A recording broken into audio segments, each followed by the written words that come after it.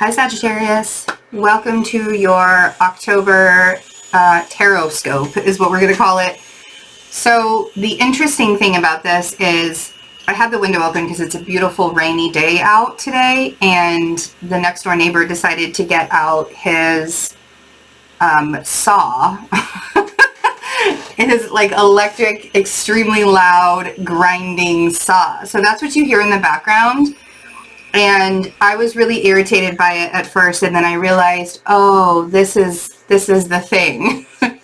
This is that irritation level that the Sagittarius energy is feeling.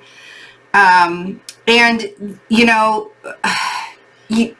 obviously, right? Like the things that are happening in the sky right now. So a couple of the things that are coming up.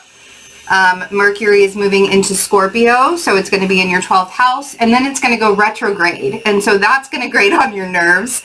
So it goes retrograde on October 13th, and it stations direct on November 3rd, but then we have that shadow period. So right now it's in the shadow period, and then we'll have 2 weeks of shadow period after November 3rd for Mercury retrograde. It does move back into Libra, and then when it goes direct again, it goes back into Scorpio. So it's going to be in your 12th house. It's going to be in your 11th house. And the sun is in your 11th house as well. So a lot is going to be revealed about your friends. A lot is going to be revealed about the community that you are currently in. Mercury in Scorpio is that investigative energy. Like, we always think that Virgo is the one that really needs all of the details, but honestly, Scorpios need details more than Virgos do. Yes, Virgos like to analyze the details, but a Scorpio energy is the most investigative energy to me. I mean, in my honest opinion, in the zodiac, it's the most investigative. So you will feel that grinding. You will feel that. And with everything that's happening in Capricorn, somebody said on Twitter very appropriately, the dumpster fire that is the Capricorn energy right now with Jupiter, Pluto, and Saturn there, and Mars in retrograde in Aries. And so that Mars retrograde in Aries, I mean, it passed over Jupiter, Pluto, and Capricorn at that square, and then it went back, so your money situation and the way that you see your environment and the way that you see the material things right now, it's basically an illusion, because you really want everything to work out, and you're pushing and pushing and pushing and pushing to try and make more and try and make more and try and make more, when in reality, everything that's happening with this whole Mars and Aries squaring Jupiter, Pluto, and Capricorn 3 different times, thank you very much, in 2020, which is like, I researched with a friend of mine, and we couldn't find another time in history that we were going through this energy. So all of that stuff that's happening in your second house of, self-worth, basically, and the way that your environment is defining you through finances and material, and it's very it's such an illusion right now, because the structures are crumbling. The structures that you were used to in the past are crumbling, and normally Sagittarius would just be like, go with the flow, let's do this, whatever. But when it comes down, you guys have had a pretty tough couple of years with your own Saturn return, right? When Saturn was in Sagittarius, and then when Saturn moved into Capricorn, everybody had this huge sigh of relief, but it's literally cleaning, like, this is cleaning out what it is that defines your motivation to make money, your motivation to have the kind of life that you want to have, because it's changing, and all of it is changing in very, like Aries and Capricorn, so dramatic. Like, the drama that is ensuing right now in the world is insane.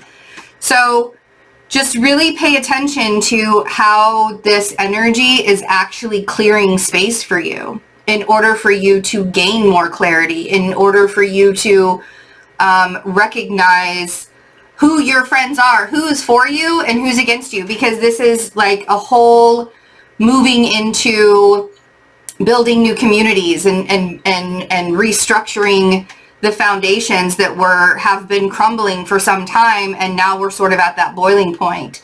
And that recognition for you guys is huge, because it's like you're right in the middle of it, right? And the annoyance and the grating noise, it's not happening right now, but it will again. That noise will come back. I'm pretty sure of it. And I was just really excited to have some fresh air. Like that, you know, when it rains and the air just, and especially the fall rain, and it just feels like everything is so much clearer. That's what it was. It was nice. It was nice. Okay. So this Mercury retrograde in your 11th and 12th houses, and yes, that is, you know, for Sagittarius rising, but it's also going to be for Sagittarius sun and moon, because we are all of these energies. I'm a Sagittarius moon, and I know that the things, my emotional needs that would be the 12th house, right, are going to, like, I can't hide what I need anymore. I can't hide emotionally what I need anymore. I have to be transparent about that. That's the way that I'm feeling that. I love this. So there's really a deep need for you to have that self-worth redefined, which makes a whole lot of sense with this Capricorn energy, you know, because the second house, yes, it's about material. Yes, it's about finances, but we often forget, because the second house is ruled by Venus. We often forget that Venus also equals self-worth. It also equals the definition of how you see yourself based on, because sometimes we define ourselves based on our environment, the way that our environment looks. And so for you guys having Saturn be in your second house this whole time, there has been an entire restructuring of, you know, Saturn, Pluto, Jupiter. You know, where can I expand my self-worth, and where am I blocking myself? Where am I holding myself back because I'm basing the way that everybody's looking at me, or the way that everything looks right now around me, I'm basing my whole self-worth on that. And so you're coming to this final acceptance. There are some things that you're going to have. I mean, like this Aries full moon on October 1st is, you know, trining all of your Sagittarius energy. And that is giving you an opportunity to release the expectations of yourself and to let go, so that you can fill your cup back up, because you're putting a lot of expectation on yourself right now to be better, to do better. We have the Six of Cups, and we have the Moon, and we have the Five of Pentacles. Those little nagging thoughts that you've been having about the past lately, that's going to get stronger as Mercury moves into Scorpio and then goes retrograde on October 13th.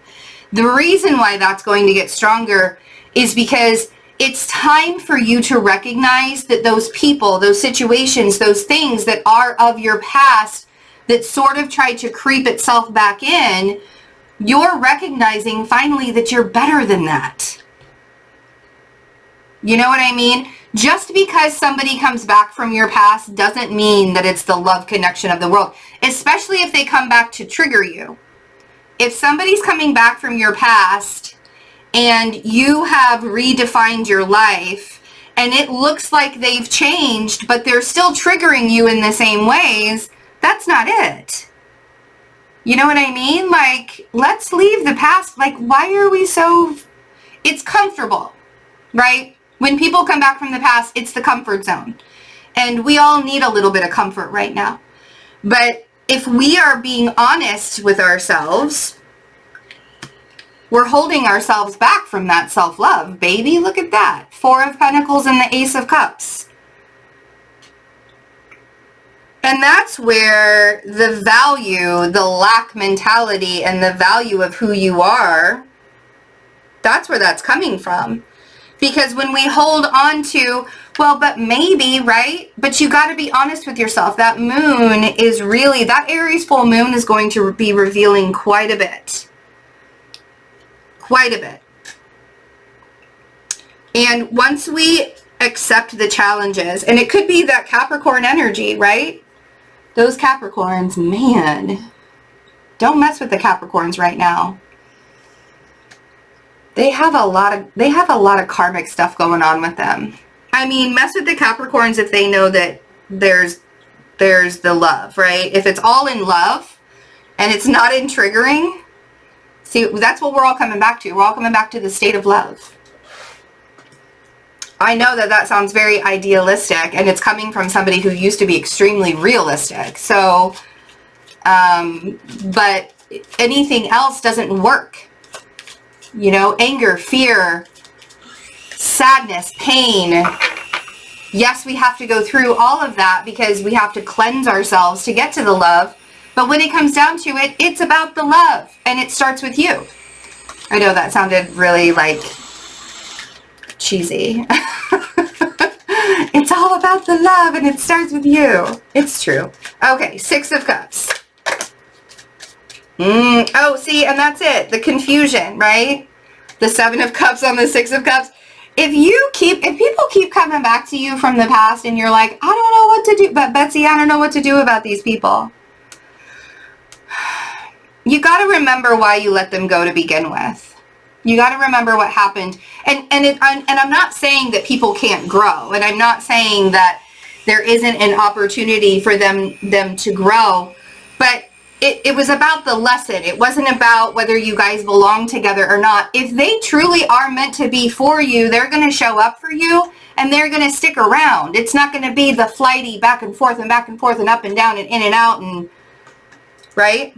It's not, there won't be mixed signals. If they are there for you, you will know without a shadow of a doubt. The people that are there for you, it's very apparent. You can see it very clearly. And if it's not a particular person from the past, but if it's a new person and they remind you of the past, there it is again. It's that unhealed trigger, that unhealed wound that we have inside of us that keeps showing up in a different meat suit every time. Let's see what this moon is, because I do feel like there's some revelations are happening. The honest truth, right? This full moon in Aries is really going to be revealing quite a bit.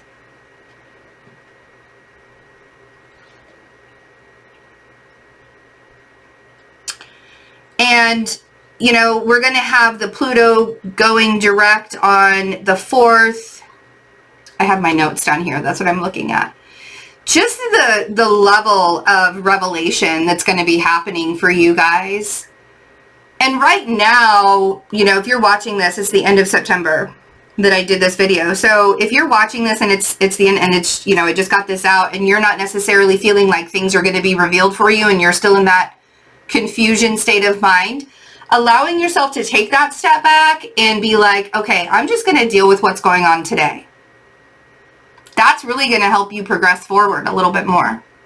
And having that kind of acceptance, because the more you sit within that lack mentality of, the more you sit within that lack mentality of not feeling good enough, or not being enough, or not accepting your gifts, and not accepting that you are a divine creation. I mean, if we're going to have Mercury in Scorpio, we might as well get dramatic about it, right? Just saying. Accept your divine creation, that you're a divine creation. Accept that you were a part of the plan. You're not an accident, right? So stop pretending that you're not worthy. Allow yourself to see, like, maybe things are falling away and making you feel a little put out for a reason. Maybe those things weren't meant to be on your path anymore. Maybe you learned the lesson. Congratulations. So that Hanged Man is asking for you to look at that Five of Pentacles in a different kind of way. And recognize that there is illumination when it comes to the pause, right? And as we move into this last part of the year, who knows how much of a forced pause we actually will be placed upon all of us. You know, who knows how this virus is going to play out, because nobody can predict it. And as it shouldn't be, right? It's a natural occurrence of making things happen. Judgment and the Four of Pentacles. How are you defining yourself by this, by how much stability you have? How are you defining that stability? Judgment is really asking you to take a good hard look at what you're holding on to, because it's time, because whatever it is that you're holding on to so tightly in that Four of Pentacles, whether it's a relationship, whether it's money, whether it's a situation, whether it's your own self-worth, if you're, whatever it is that you're holding on to and you're like, I can't let go, because if I let go, then I have no control over anything. Whatever that is, it's time to let it go, baby, because that flow cannot happen. It just can't happen when you're holding so tight to things. And man, the second that you do it and you let this Ace of Cups, sorry for the glare, my lighting's a little weird today. I couldn't get it right. I tried to. But that Ace of Cups. So accepting your divine worth, accepting your position that you're in, creating from, did we have to get the Jupiter cards for you guys to believe me? Is that what happened here? Dang. So the Wheel of Fortune on the Ace of Cups. The moment that you start focusing on your goals and you stop trying to figure everybody else out,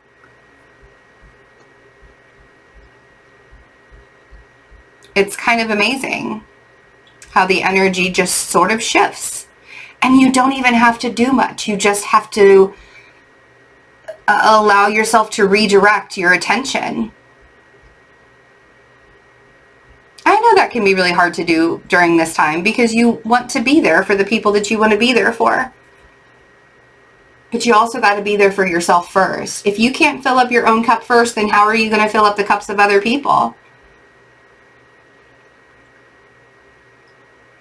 So things are shifting. And then that Capricorn energy shows up. All right, let's see what this is.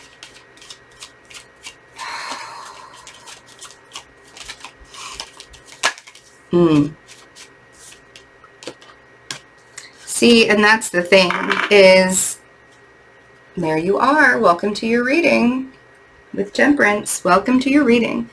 So on the Devil, we have the Eight of Pentacles, the Six of Wands, and the Nine of Pentacles. I have to sneeze.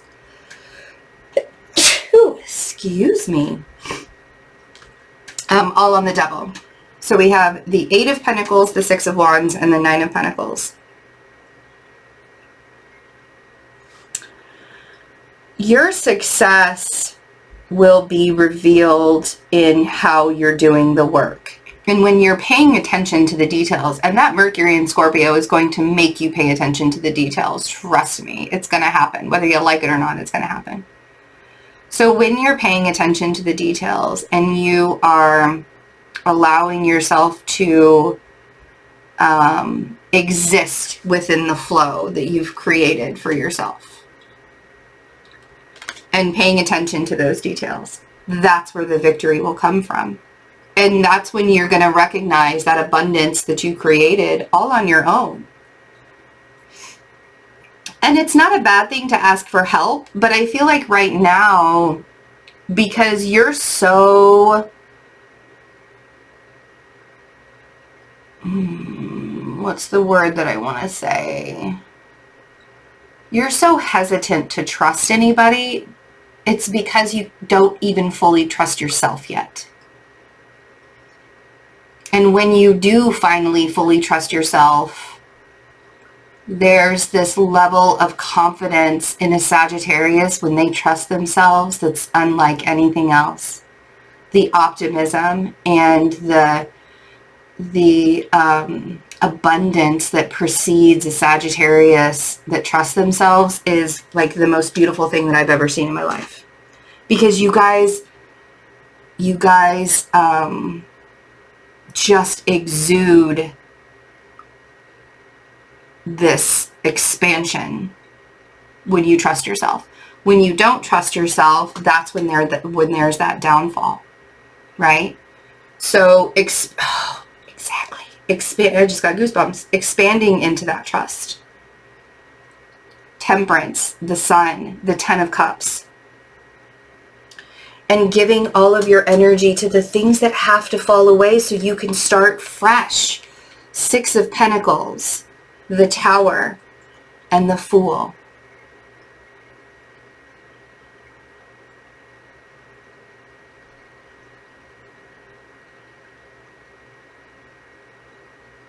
So allowing yourself to say, I know that I trust myself so much and I love myself so much that I am not going to go back to the mixed signals. I'm not going to go back to the confusion. I'm not going to go back to the irritating, grating noise that is the saw. Chop, chop, right? And allowing yourself to say, I'm better than this. I'm bigger than this. That's going to be your bag. And you don't even have to fight for it, right?